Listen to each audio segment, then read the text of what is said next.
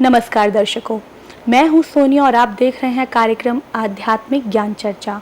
तो आइए शुरुआत करते हैं कार्यक्रम की और जानते हैं आर्य समाज प्रमुख के विचार। श्री सुरेंद्र कुमार जी, जो कि वैदिक लेखक एवं प्रवक्ता हैं, साथ ही साथ जो कि गवर्नमेंट पीजी कॉलेज गुड़गांव के प्रिंसिपल भी रह चुके हैं। और हमारे साथ मौजूद हैं श्री धर्मपाल आर्य जी, जो कि आर्य नेता हैं और दिल्ली आर्य प्रतिनिधि सभा के वरिष्ठ उप प्रधान हैं। यहाँ मैं धर्मपाल जी आपसे जानना चाहूँगी कि यहाँ पर ये कहते हैं कि स्वामी दयानंद ने सत्यार्थ प्रकाश के सप्तम समोल्लास में कहा है कि ईश्वर से मेल होता है और ईश्वर का साक्षात्कार होता है।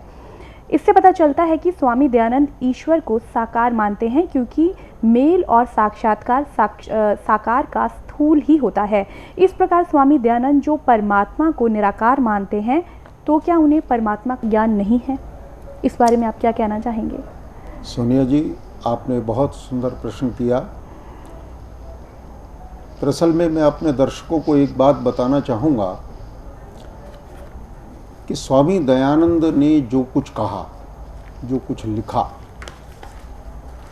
जो उनके साहित्य में हम देखते और पढ़ते हैं, उसमें एक विशेषता है, वो तर्क और प्रमाण को हमेशा साथ रखते हैं।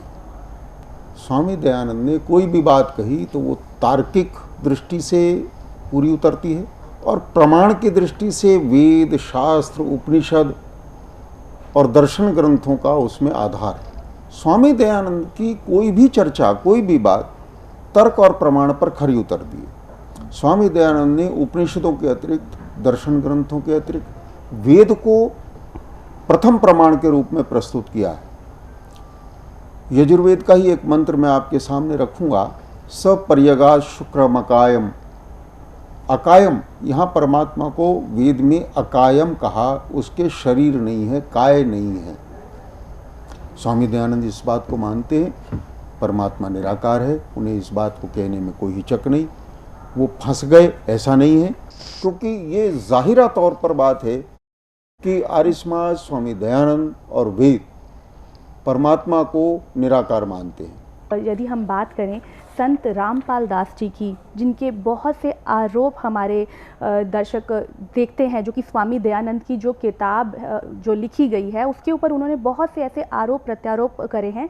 जैसे कि ये कहते हैं, संत रामपाल दास जी कहते हैं कि स्वामी दयानंद ईश्वर को निराकार मानते हैं और ये उनकी सोच गलत है। स्वामी दयानंद ने अपनी सोच को मेंटेन करने के लिए वेद मंत्रों के अर्थों को घुमा फिरा कर उनका अनर्थ किया है, साथ ही उनका ऊट पटांग अर्थ किया है। इस विषय में सर मैं आपसे जानना चाहूँगी, आप ये क्या कहना चाहेंगे और हमारे दर्शकों को इस बारे में थोड़ी जानकारी दें।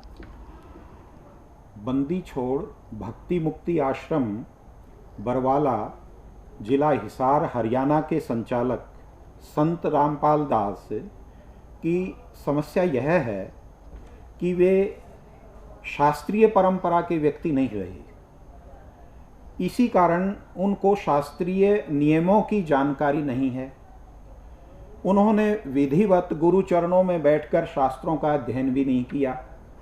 वेद वेदांग आदि शास्त्रों का अध्ययन न करने के कारण वे वेद वेदांगों के मर्म को, वास्तविक रहस्य को नहीं समझ पा रहे हैं।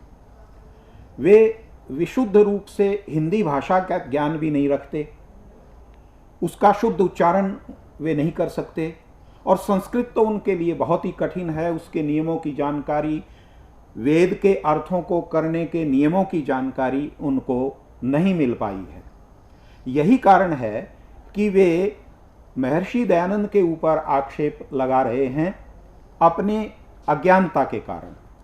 महर्षि दयानंद ने वेद वेदांग शास्त्रों को अनेक वर्षों तक गुरु चरणों में बैठकर पढ़ा है और आश्चर्य की बात यह है कि जो वेदार्थों को न जानने वाला, संस्कृत और हिंदी भाषा के व्याकरण को न जानने वाला व्यक्ति आज उनके अर्थों में दोष निकाल रहा है। वह वस्तुतः स्वामी दयानंद के दोष नहीं हैं, अपितु संत रामपाल दास की अज्ञानता के दोष हैं अथवा उनके अध्ययन के अभाव के दोष हैं। तो महर्षि दयानंद का अर्थ बिल्कुल सही है।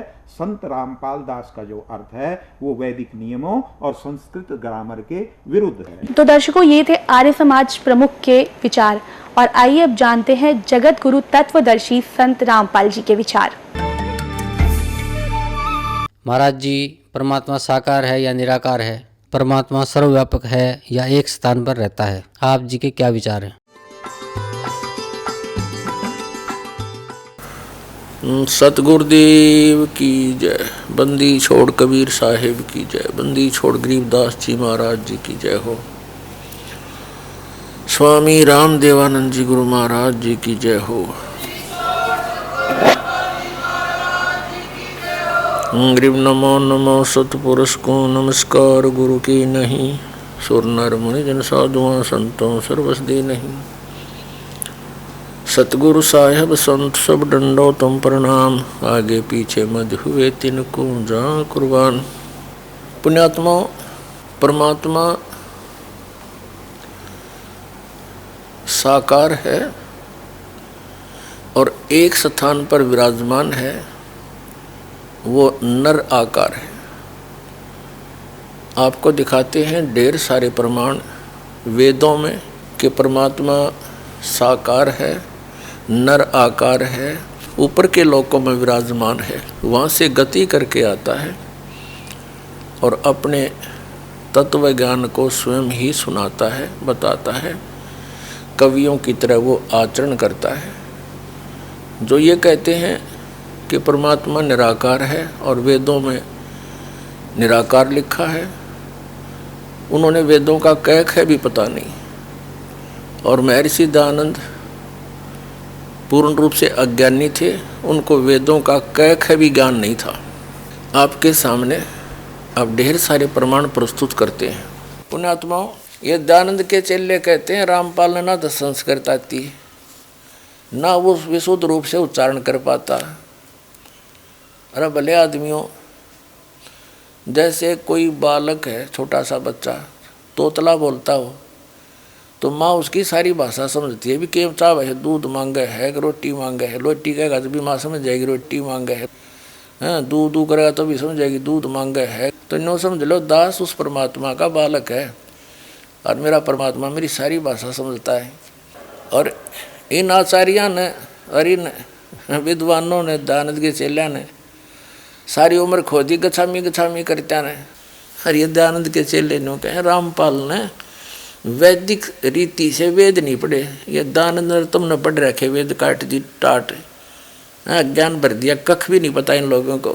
और सबसे बड़ी खुशी तो ये मनानी चाहिए, इनको कुछ अकल आनी चाहिए जो विरोध कर रहे हैं दास का, कि ये कहते हैं रामपाल ने संस्कृत नहीं आती और ये सारे ग्रंथ खोल के दर दिए। तो यही दिमाग से काम ले लो, हु इज रामपाल? ये दास उस परमात्मा का, ये रामपाल दास उस परम पिता का, उस परमेश्वर कबीर देव का दास है। उसकी दी हुई बुद्धि से सब सदग्रंथों को समझा है। कहते 9 मन सूत उलझिया, ये ऋषि रहे झकमार। और सतगुरु यानी तत्वदर्शी संत ईसा सुलझा दे, उलझन दूजी बार। अब ईसा सुलझा दिया है, इस कलयुग में नहीं उलझ सकता भी। अब ये थोड़े से दिन में ये ट्या ट्या करने वाले हैं ना विरोधी, सिर पटक कर बैठ जाएंगे। जनता इन्हें बोलने नहीं देगा। बच्चा बच्चा भी बस चुप हो जाओ, तेरे दिन सुन ली तुम्हारी, ये बकवाद है। अरे सामने प्रमाण दिखा रहा है, दास ने गला पड़ा लिया और जेल तक जा लिया इस सच्चाई को ऊपर लाने के लिए, और ये फिर भी बकवाद कर रहे हैं। इस दास ने तो न्यौछावर कर रखा है जीवन परमात्मा के लिए। परमात्मा के बच्चों तक इस तत्व ज्ञान को पहुँचा कर छोड़ूंगा, चाहे कुछ भी बीतो मेरे साथ।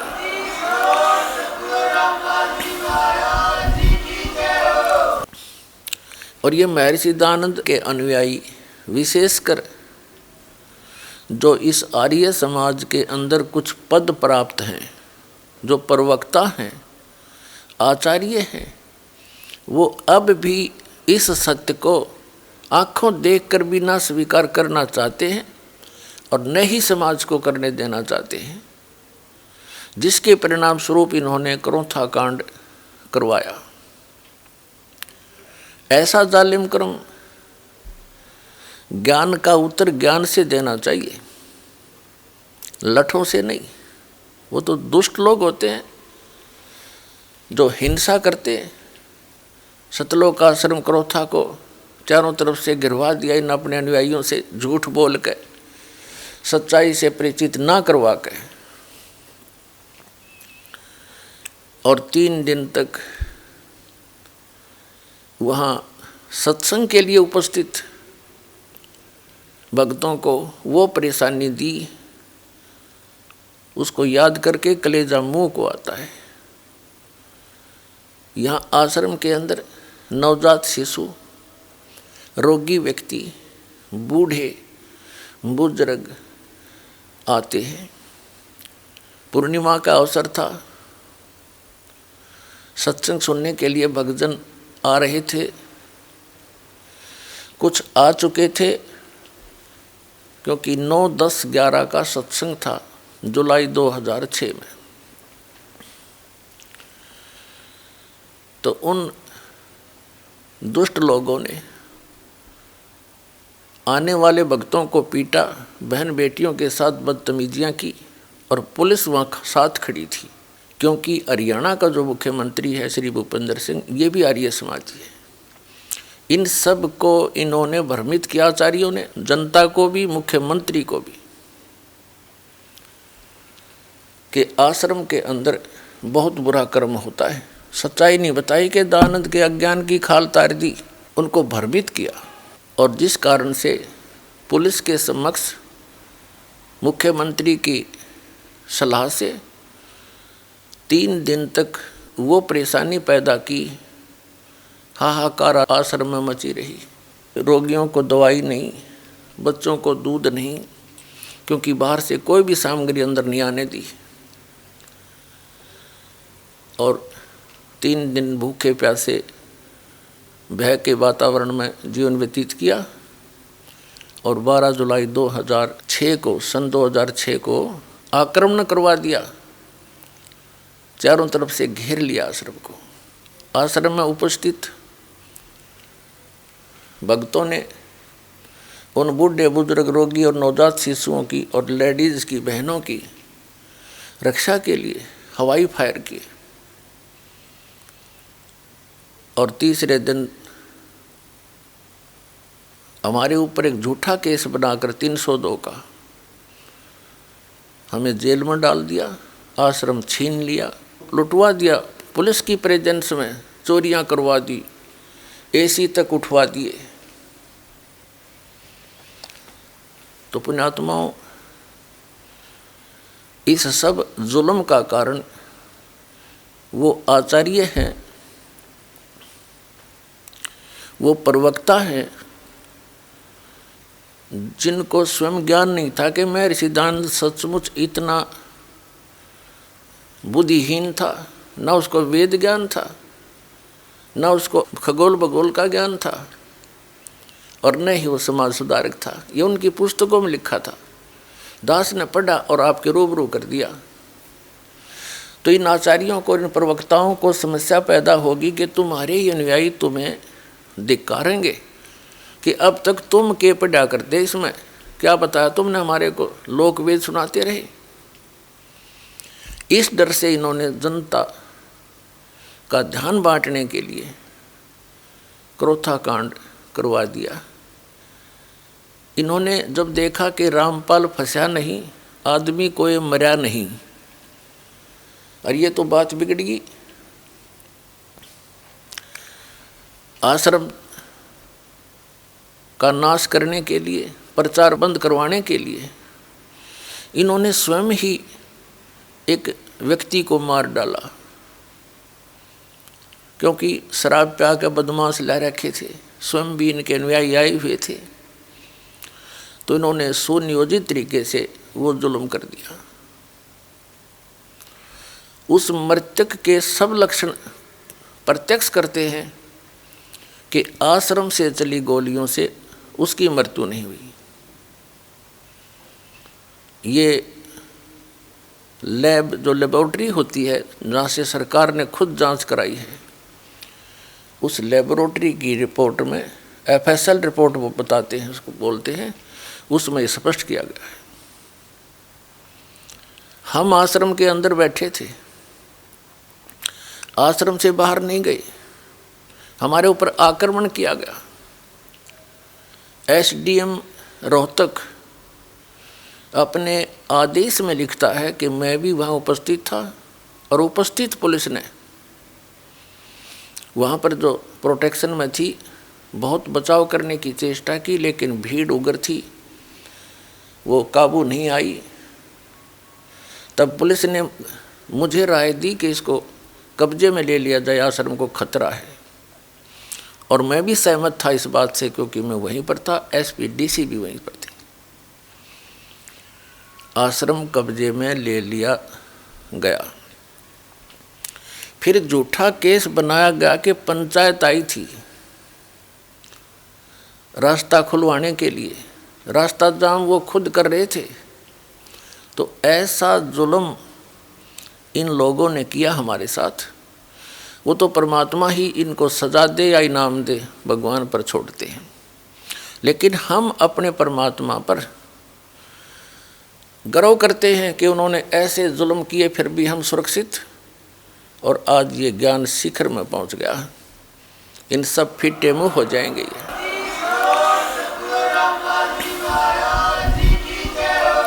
नमस्कार जी। सत साहिब। क्या नाम है आपका? मेरा नाम ऋतु है। ऋतु जी, आप कहाँ के रहने वाले हैं? मैं बदरवास जिला शिवपुरी MP से आई हूँ। आपने संत रामपाल जी महाराज से नाम दीक्षा कब ली? मैंने संत रामपाल जी महाराज जी से नाम दीक्षा 11 अप्रैल सन 2013 को ली। हम तभी से परमात्मा की भक्ति कर रहे हैं। संत रामपाल जी महाराज से नाम दीक्षा लेने से पहले आप क्या भक्ति साधना करते थे? संत रामपाल जी महाराज जी से नाम दीक्षा लेने से पहले हम सारे तीज त्यौहार मनाते थे। ऐसा कोई व्रत नहीं था जो हमने किया ना हो, ऐसी कोई पूजा नहीं थी जो हमने की ना हो। सारे देवी देवताओं की भक्ति करते थे। और मेरे पापा ने जो वृंदावन में एक गुरुजी हैं उनसे नाम दीक्षा ले रखी थी, और लगातार कंटिन्यूस 4 साल मेरे पापा हर पूर्णिमा को वृंदावन, मथुरा वृंदावन में गोवर्धन की परिक्रमा करने के लिए जाते थे। उन्हें परमात्मा की इतनी तलाश थी बहुत ज़्यादा, वो हमेशा हर बार पूरे परिवार को लेके वहाँ जाया करते थे, उनकी भक्ति करते थे, कृष्ण जी को मानते थे, और भी जो देवी देवता होते हैं सारी तीज त्योहार सब कुछ करते थे। जो आपने भक्ति साधनाएं की, गोवर्धन की परिक्रमा की तथा अन्य देवी देवताओं की भी भक्ति की, तो इन सभी साधनाओं से आपको क्या क्या लाभ हुए? इनसे हमें, जो पहले देवी देवताओं की भक्ति किया करते थे, उनसे हमें कोई लाभ नहीं मिला। हमारी आर्थिक स्थिति बहुत ज़्यादा कमज़ोर थी, बहुत ही ज़्यादा। मेरे मम्मी पापा 2-2 3-3 दिन तक भूखा रहते थे, और मुझे पड़ोस से मांग के खाना खिला देते थे, लेकिन उनके लिए खाना भी नहीं मिलता था। और मेरे भैया भी जो बीमार रहते थे, उनको फीवर रहता था, और एक को नींद नहीं आती थी, वो सारी सारी रात जागता रहता था। मेरी मम्मी जो थी वो भी TB की पेशेंट थी, बार बार उन्हें मेडिकल के चक्कर काटने पड़ते थे। और मेरे पापा इतनी ज़्यादा तंबाकू, पाउज, ये बीड़ी पीते थे बहुत ज़्यादा। उनको घर में खाने के लिए कुछ हो या ना हो, लेकिन उनके लिए बीड़ी पाउज तो ज़रूर होना चाहिए था। वो बहुत ज़्यादा बीड़ी वगैरह उसकी बहुत ज़्यादा लत लग गई थी उन्हें, और हमें कोई भी लाभ नहीं मिल रहा था, हम बहुत परेशान रहते थे। तो जो अन्य देवी देवताओं की आपने साधना की, उनसे आपको कोई लाभ प्राप्त नहीं हुआ, बल्कि हानियाँ हुई। इसके बाद आपको संत रामपाल जी महाराज के बारे में जानकारी कहाँ से प्राप्त हुई? यही आर्थिक स्थिति का ही वो परेशानी थी, तो इसके चलते मेरे पापा ने, यहाँ पास में बड़ा शहर है इंदौर, वहाँ पे एक अंकल जी रहते हैं, उनके यहाँ पे जाने की सोचा कि वहाँ जाके और अच्छे से पैसे कमाएंगे और हमारी आर्थिक स्थिति फिर शायद अच्छी हो जाएगी, क्योंकि यहाँ पे हमें हमारा काम भी नहीं चलता था। तो मेरे पापा इंदौर गए, वहाँ पे उन्हें एक भगत जी मिले, मोहनदास। उन्होंने मेरे पापा को ज्ञान बताया। वो पहले बदरवास में ही हमारे यहाँ पास में गांव में मंदिर में रहते थे, क्योंकि वो मेंटली डिस्टर्ब थे। तो फिर उन्होंने बाद में संत रामपाल जी महाराज जी से नाम दीक्षा ले ली थी। जब उन्हें पता चला कि वो यहाँ इंदौर में आए हुए यहाँ रहते हैं, तो जब उन्हें पता चला कि उन्होंने ये भक्ति छोड़ के, जो लोक वेद की भक्ति होती है वो छोड़ के उन्होंने संत रामपाल जी महाराज जी से दीक्षा ले ली है, तो वो उन्होंने, पापा ने उनको बहुत कुछ कहा कि बोले आपने कहा ये गुरुजी बना लिए हैं, और ये संत रामपाल जी महाराज जी से नाम दीक्षा ले ली, आपने देवी देवताओं को छोड़ दिए। उन्होंने पापा ने उनसे बहुत कहा, लेकिन फिर उन्होंने बताया कि आप एक बार मेरे घर पे आना। तो मेरे पापा रात को उनके घर पे गए, अपने काम से निपट के, और उनके घर गए। वहाँ जाके उन्होंने देखा कि उनके घर में कोई तस्वीर नहीं, कोई कुछ नहीं, और एक संत रामपाल जी महाराज जी का उन्होंने घर में दरबार साहिब बना रखा था। वो उन्होंने पापा वहाँ गए, उन्होंने गेट खोला, अंदर जाके पापा ने देखा, वो उन्होंने बिठाया। तो उन्होंने क्या सोचा कि मतलब उन्होंने ऐसे बर्ताव किए जैसे वो मतलब एकदम, पहले वो मेंटली डिस्टर्ब तो थे ही, लेकिन उन्होंने ऐसे बर्ताव किए जिससे पापा को लगा कि ये पहले तो पागल था ही, अब बोले और ज़्यादा हो गया। मेरी मम्मा ने फ़ोन किया, उन्होंने पूछा कि वो हालचाल पूछे, उन्होंने कहा वो भैया कैसे हैं, तो उन्होंने बोला कि वो पागल तो था ही बट अब और ज़्यादा पागल हो गया है। उन्होंने देव देवताओं को छोड़ दिए और एक आदमी की तस्वीर को अलमारी में रख रखा है और उसके आगे लेटता रहता है। उसने सारी भक्ति छोड़ दी और अब वो और भी ज़्यादा पागल हो गया। और मेरे पापा वहाँ जाके घबरा भी रहे थे कहीं ये कुछ कर ना दे, क्योंकि पागल तो ये हो ही गया है। फिर उन्होंने अंदर बुलाया, उन्होंने खाना खिलाया और फिर रात में उन्होंने जब चर्चा की पापा से, उन्होंने एक बुक पढ़ने को कहा। तो पापा बोले कि काम में बिज़ी होने के कारण मैं बुक तो नहीं पढ़ सकता, आप कोई और रास्ता दिखाइए। तो पापा, वो अंकल ने पापा जी को रात में एक सीडी लगाई, पापा ने रात भर सत्संग सुना। वो कैसेट ख़त्म हुई, पापा उस कैसेट से इतने ज़्यादा आकर्षित हुए, इतने ज़्यादा, पूरी रात बैठ के उन्होंने सारी 3-4 कैसेट सुन डाली और फिर बोले कि मैं तो अभी इन्हीं से नाम दीक्षा लूँगी। क्योंकि संत रामपाल जी महाराज उस टाइम पे गीता जी को खोल के बता रहे थे और गीता जी, मेरे पापा कृष्ण जी के इतने बड़े भक्त थे और संत रामपाल जी महाराज गीता जी में ही बता रहे थे कि ये कृष्ण जी भी नाशवान है, इनका ये खुद कह रहे हैं कि आप उस परमात्मा की शरण में जाइए जिनके मैं भी शरण में हूँ। तो पापा को उसका इतना ज़ोर से झटका लगा, पापा ने उसी दिन ठान ली कि मेरे को अब ये गुरुजी से ही नाम दीक्षा लेनी है, क्योंकि मेरी भक्ति तो ये जो खुद गीता जी में कह रहे हैं कि मेरी भक्ति गलत है, तो मैं कैसे, अब मैं नहीं करूँगा ये भक्ति। और उन्होंने फिर वो घर आए, उन्होंने घर पे हम सबको ज्ञान बताया, परमात्मा की सीढ़ी हमें भी बताई, फिर हमने भी जाना। और तो उसके बाद 8 जनवरी सन 2013 को मेरे पापा ने नाम दीक्षा ली। फिर उसके बाद मेरी ऑल फैमिली जो है उसने नाम दीक्षा ली। सन 11 अप्रैल 2013 को मैंने नाम दीक्षा ली और ऐसे करके हम परमात्मा की शरण में आए। आपने बताया कि आपने 2013 में संत रामपाल जी महाराज से नाम दीक्षा ली और 2014 में संत रामपाल जी जब जेल में गए तो मीडिया में बताया गया कि संत रामपाल जी के यहाँ से नाम दीक्षा लेने के लिए पैसे लिए जाते थे। तो आपसे वहाँ नाम दीक्षा के लिए कितने पैसे लिए गए?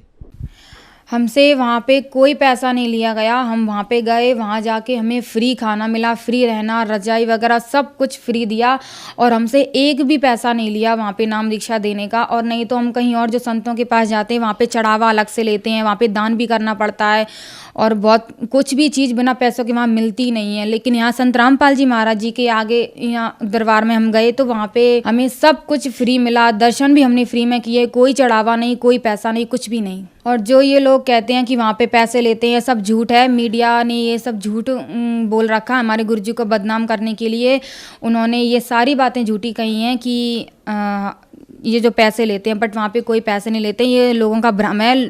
वो लोग इसलिए बोलते हैं कि कोई संत रामपाल जी महाराज जी से नाम दीक्षा ना ले पाए, इसीलिए वो मीडिया में पैसे लेके झूठ बोलते हैं। संत रामपाल जी महाराज से नाम दीक्षा लेने के बाद आपको क्या लाभ प्राप्त हुए? संत रामपाल जी महाराज जी से नाम दीक्षा लेने के बाद हमें बहुत सारे लाभ मिले। सबसे पहले तो हमें परमात्मा का मार्ग मिला, सद्भक्ति मिली। बंदी छोड़ सतगुरु रामपाल जी महाराज जी की शरण में आने के बाद बहुत सारे लाभ मिले। मेरा भैया है, उसको रात को नींद नहीं आती थी। संत रामपाल जी महाराज जी की शरण में आने के बाद अब वो आराम से सोता है, उसे कोई प्रॉब्लम नहीं है।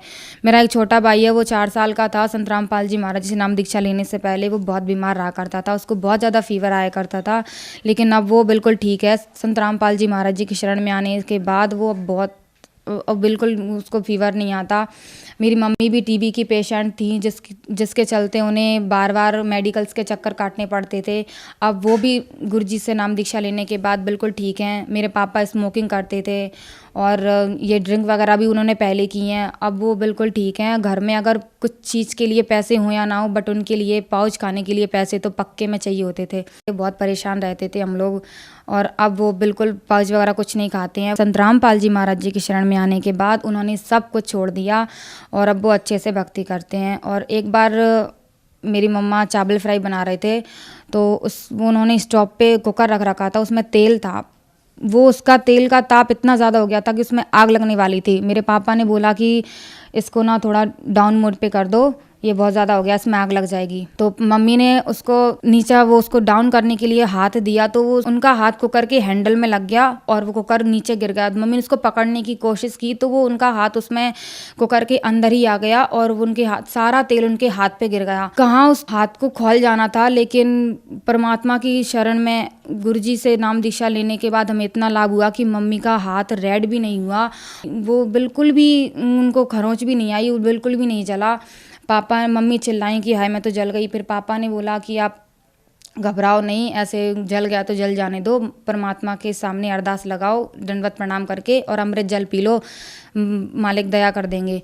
तो मेरी मम्मी ने अमृत जल पिया, उन्हें कुछ भी नहीं हुआ। कहाँ उस हाथ को जल जाना चाहिए था, लेकिन उन्हें कुछ भी नहीं हुआ। और एक बार हमारे घर में वो एक बहुत जहरीला सांप था, वो आ गया था। हम घर में 5 सदस्य हैं, लाइन से सोते थे, सबके ऊपर चढ़ गया था। मेरे भाई, एक बड़े भाई ने तो उस पर पैर भी रख दिया, लेकिन परमात्मा ने उसका मुंह नहीं खुलने दिया। और ऐसे परमात्मा ने बार बार हमें बचाया। अब आज भी अगर घर में भगत लोग आते हैं, अगर आटा भी खत्म हो जाता है तो परमात्मा कैसे टंकी में बढ़ा देते हैं पता नहीं चलता, कैसे हमें पैसे मिल जाते हैं कोई पता नहीं चलता।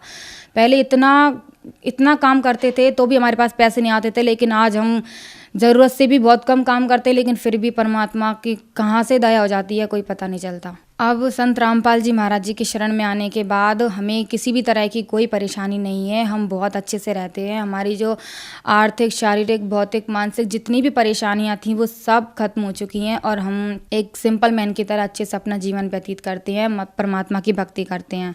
संत रामपाल जी महाराज की शरण में आने के बाद आपने बताया कि आपको बहुत सारे लाभ प्राप्त हुए, तो जो समाज आज आपको देख रहा है उनको आप क्या संदेश देना चाहते हैं? मैं तो उस भगत समाज को, साधक समाज को, जो कि आज मंदिर मस्जिदों में ठोकरें खाते फिरते हैं, मैं उनको यही कहना चाहूँगी कि वो जल्द से जल्द मालिक की शरण में आएँ, क्योंकि ये संत रामपाल जी महाराज जी जो भक्ति बताते हैं बस यही कंप्लीट है। और आप कहीं भी जाओगे वो भक्ति वहाँ पे कंप्लीट नहीं बताते, उनसे आपको कोई लाभ नहीं होने वाला है। यहाँ संत रामपाल जी महाराज जी की शरण में आने के बाद आपको सभी तरह के लाभ मिलेंगे अपना, और सबसे बड़ा लाभ तो मोक्ष का मार्ग मिलेगा, जिसके लिए हमारी जो साधु संतों ने जो प्राचीन में चले गए हैं, वो उन्होंने वर्षों तक तपस्या करके भी उन्हें जो चीज़ नहीं मिली वो यहाँ संत रामपाल जी महाराज जी की शरण में आने के बाद मिलेगी। परमात्मा की भक्ति मिलेगी, मोक्ष मिलेगा, सभी तरह के लाभ मिलेंगे और अपना मनुष्य जन्म का उद्धार होगा, हमें कल्याण का मार्ग मिलेगा। तो संत रामपाल जी महाराज से भक्ति साधना कैसे ले सकते हैं? संत रामपाल जी महाराज जी के आज कई चैनलों पे सत्संग आते हैं, उनके नीचे जो पीली पट्टी लाइन भी आती है उस पर कई सारे कॉन्टैक्ट नंबर भी दिए होते हैं, आप उन पे कॉन्टैक्ट कर सकते हैं और संत रामपाल जी महाराज जी से नाम दीक्षा लेने का पूछ सकते हैं। वहाँ पे भगत आपको नज़दीक नामदान सेंटर बता देंगे, वहाँ पे जाके आप नाम दीक्षा ले सकते हैं और अपना कल्याण करवा सकते हैं, क्योंकि परमात्मा बंदी छोड़ सतगुरु रामपाल जी महाराज बताते हैं कि ये जो मनुष्य का शरीर मिला है ये बहुत अनमोल है और इस मनुष्य जन्म में रह के हमें सिर्फ भक्ति करनी चाहिए, कुछ नहीं करना चाहिए। ये लोग वेद के जो साधन होते हैं ये तो कई योनि वाले जानवर भी करते हैं, जो हमारे काम होते हैं वो सब करते हैं, संतान उत्पत्ति भी होती है, लेकिन संत रामपाल जी महाराज जी जो भक्ति बताते हैं वो भक्ति मार्ग कहीं नहीं है। ये मनुष्य जन्म सिर्फ भक्ति के लिए मिला है। मीराबाई जी भी कहती हैं कि भजमन चरण कमल अविनाशी, उस तू परमात्मा की शरण में उसका नाम जप, उससे तेरा कल्याण होगा और ये सांसारिक मोह माया को त्याग दे। धन्यवाद जी। सत साहिब।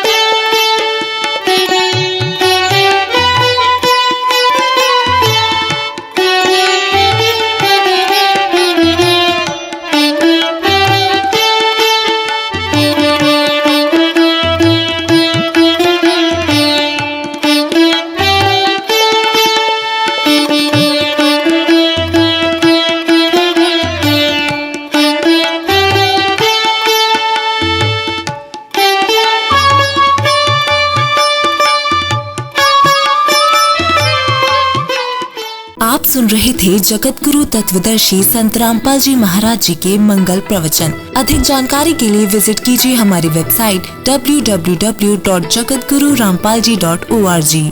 संत रामपाल जी महाराज जी के शुभ आशीर्वाद से पूरे विश्व भर में 500 से भी ज्यादा नाम दीक्षा केंद्र हैं, जिन पर संत रामपाल जी महाराज जी द्वारा ऑनलाइन निशुल्क नाम दीक्षा दी जा रही है। अपने नजदीकी नाम दीक्षा केंद्र का पता करने के लिए संपर्क करें 8222880541।